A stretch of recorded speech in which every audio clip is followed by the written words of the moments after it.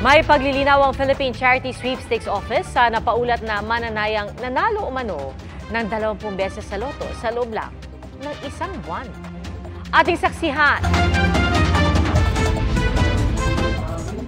Sa pagsisiwalat ni Senate Committee on Games and Amusement Chair Raffy Tulfo sa panayam ng Super Radio DZWB kahapon, isang loto better ang nanalo ng hindi lang isa, di rin dalawa, kundi 20 beses sa loto sa loob lang ng isang buwan.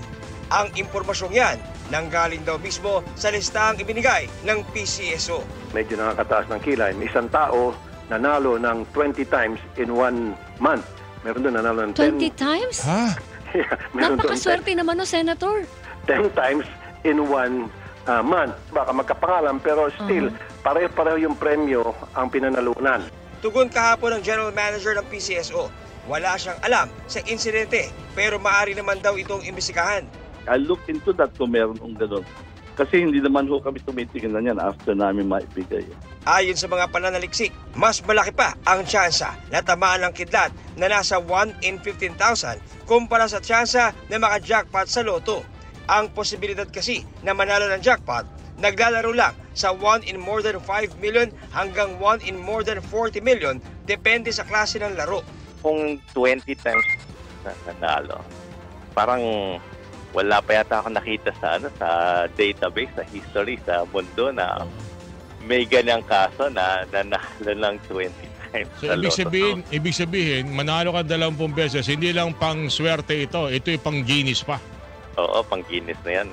Sa panayam ng unang balita kanina, paglilinaw ng PCSO, ang tinutukoy ni Tulfo na nag-claim ay para lang sa lower tier prizes sa mga digit game at hindi para sa lotto jackpot.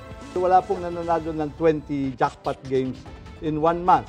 Pero, maaaring ang isang tao ay mag-claim ng 20 times or even more than 20 times sa ibang games namin. Hindi lang po jackpot ang games namin eh.